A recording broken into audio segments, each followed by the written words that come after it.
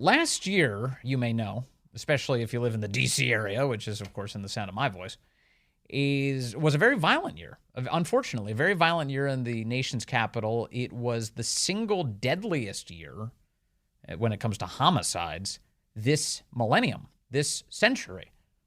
Everyone's pointing back. It's the deadliest it's been since 1997. It sure is. 274 different people. The Washington Post with a big piece on it this weekend. Confirmed victims ranging from infants to octogenarians. And they note that most of the death, or at least the burden for it, fell acutely on black residents in southeast Washington, D.C., especially east of the Anacostia River. So in other words, in a Democrat-run city, the bloodshed was hardest, hurt black D.C. residents the most. And this is a story that's been playing out for years under these Democrats, and it just keeps getting worse. For more on what to make of this and if we can break this cycle of violence, let's bring in Joe Pinion now. He's a GOP strategist, a former U.S. Senate candidate in New York, and he joins us on the phone. Joe, Happy New Year to you. Thank you for your time today, sir. Happy New Year. Thanks so much for having me. This is, again, I hate these headlines. It's unfortunate that we get them and it seemed to wash over so many of us because they're so routine. But the left keeps on saying that they're the answer, but they kind of seem like they're the problem, given that they're in charge. Well, the hard truth is that the path to power for the Democratic Party is often paved with the blood of black and brown communities. You talk about those statistics in D.C., they are abysmal, but they are not new. They are just reaching new peaks. Yeah. I'm from New York State. Rochester, New York, per capita has a higher murder rate than Chicago, Illinois. Again, a city that has a large majority of black families struggling with the ravages of poverty, the three-strand cord of despair, lack of educational outcomes, a rise in poverty, and the crime that is the actual end result of those two deficiencies. So we have a lot of work to do. And yes, it's very easy to go to the black community and say the definition of insanity is doing the same thing over and over again, expecting different results. But we as Republicans, as conservatives who see this carnage that is happening on the watch of so many Democratic mayors and Democratic governors, yes, have an obligation to also look in the mirror and say, we must actually do something differently too, to figure out how we can get our conservative message to penetrate those corridors where we have been unsuccessful thus far. I want to drill down with you, if I can, Joe, on this issue of poverty and the role that it plays in any of this. In fact, Brandon Johnson is the mayor of Chicago and, of course, a Democrat, and they have a very violent city. And he was on CNN this weekend suggesting that the way out would be to cut checks to the black residents of Chicago. That would bring the crime rate down. Take a listen to his response. I've added a $500,000 for restoration and reparations to address, again, the cycle of violence, which looks like school closings, closing of mental health facilities, of which I've invested in now. And so in order for us to build a better, stronger, safer Chicago, it requires investments. And that's what this budget has done. He says reparations. That's, to most people, when you hear that, that means cutting checks to people. Why would giving people money reduce crime? Do you think that would actually work? Well, it's not only would it not work, but we have a long legacy of seeing that just handing out blank checks to people who don't have the tools and the means to support themselves does not work.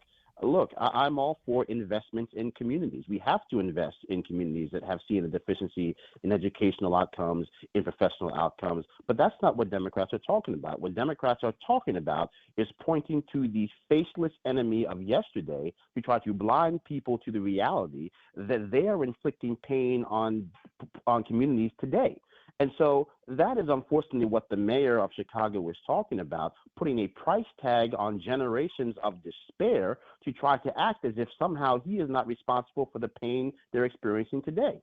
I mean, if you look at Chicago specifically, they signed a deal with a private company for the purposes of dealing with their actual parking on the streets. And guess what happened? They signed a deal that is a multi-decade deal for over $1 billion.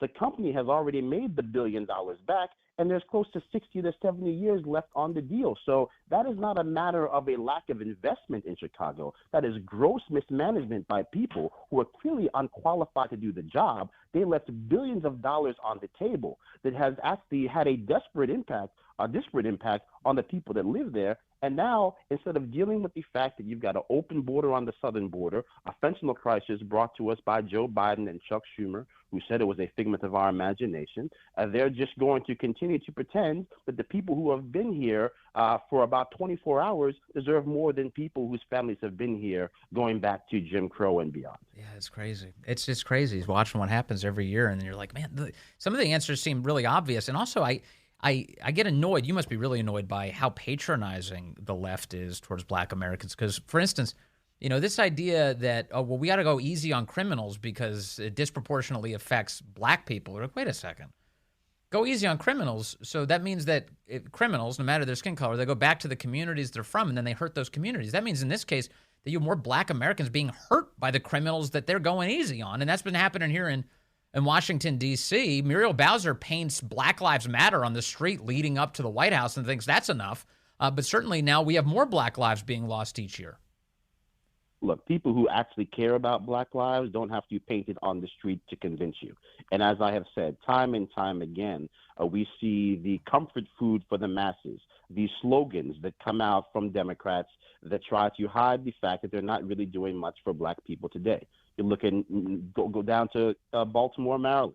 You've got close to, in many ways, 70% of the kids attending their high schools reading at an elementary school level. You come to New York City, 75% of Black children that look like me cannot do math at grade level. All across this country, you're looking at close to 60% of all Black children not being able to read at grade level. That is child abuse, brought to you by people who want you to be convinced that the greatest threat to the Black community is an unnamed white supremacist lurking in the shadows. So these are not plans for growth.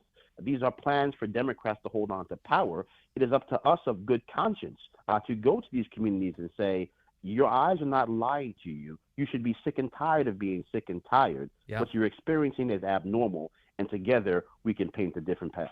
Yeah, not being able to read is a sentence to struggle, isn't it? I mean, in terms of for the rest of your life. If you can't read by third grade, they say you are destined, unfortunately, you're very likely to not even make it through high school.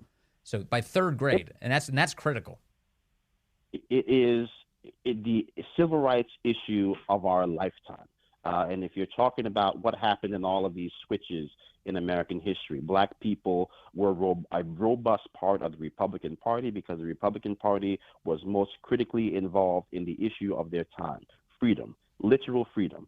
And it is time now for the Republican Party to have that same level of aggression on the civil rights issue of the 21st century, which are the academic deficits that are a direct result of Democrats who want to point the finger at Republicans when in places like New York and Chicago and D.C., you cannot find an elected Republican anywhere.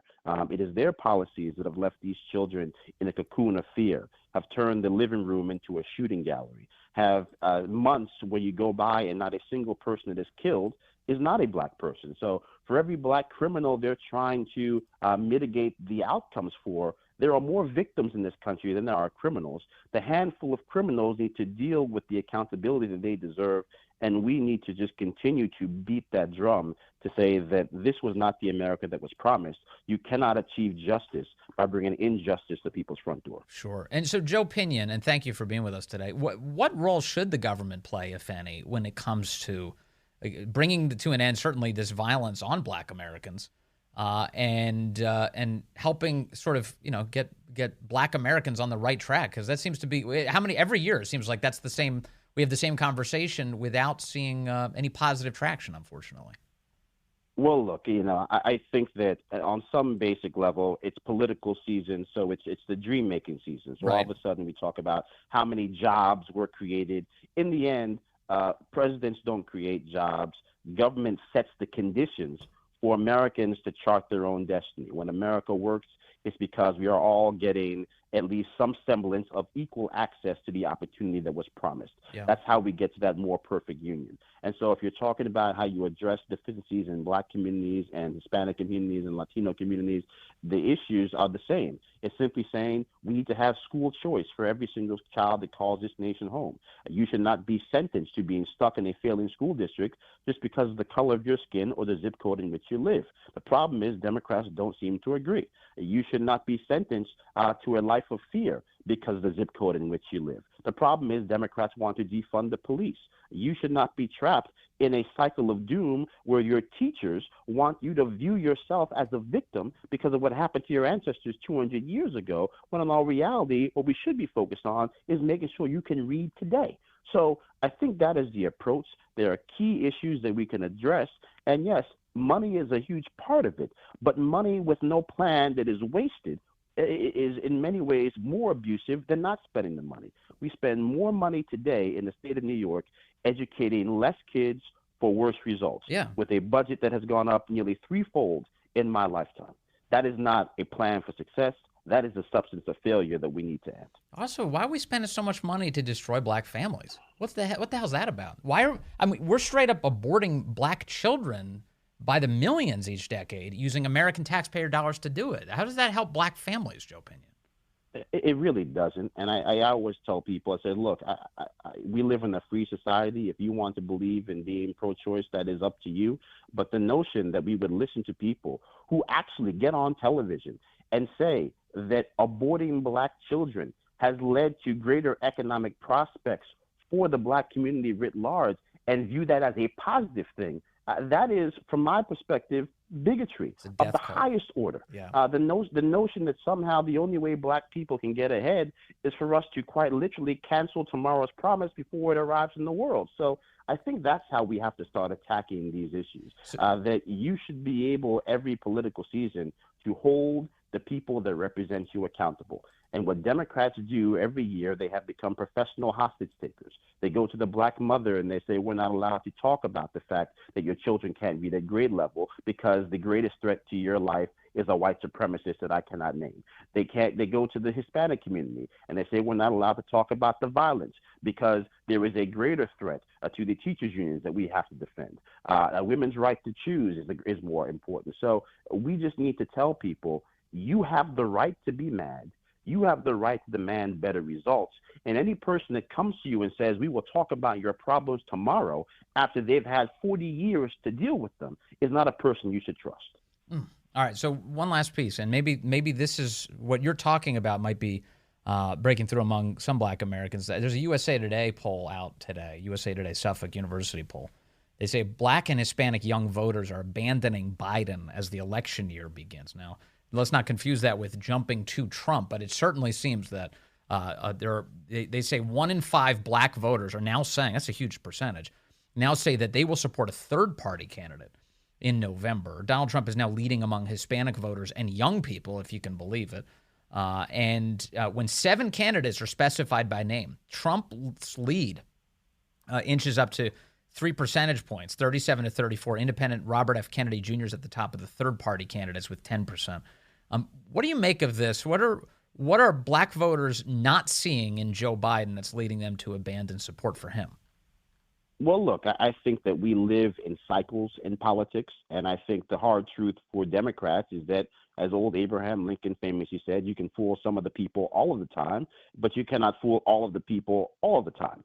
And at some point, people realize that they have not received what they voted for. Democrats have made a lot of promises to a lot of very different groups.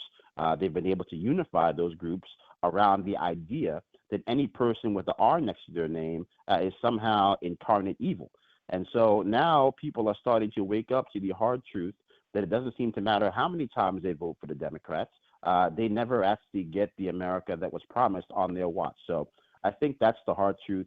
People vote in one of two ways. They either go to the ballot box or they stay on their couch. Either way, when you look at the black community, which in many ways is what we call a captured constituency, it means that the majority of black votes end up going for one party. Every time a black voter stays home, unfortunately, that's a bad thing for the Democratic Party. For Republicans, we should be viewing that as an opportunity not to have them stay home for us to win, but to demonstrate that we are worthy of victory by vigorously pursuing their vote in the name of the issues that we all know have plagued these communities for far too long because the Democrats who say they care really don't. All right. Joe Pinion, Republican strategist, former U.S. Senate candidate in New York. Thank you, sir. Really appreciate your time today. Happy New Year to you.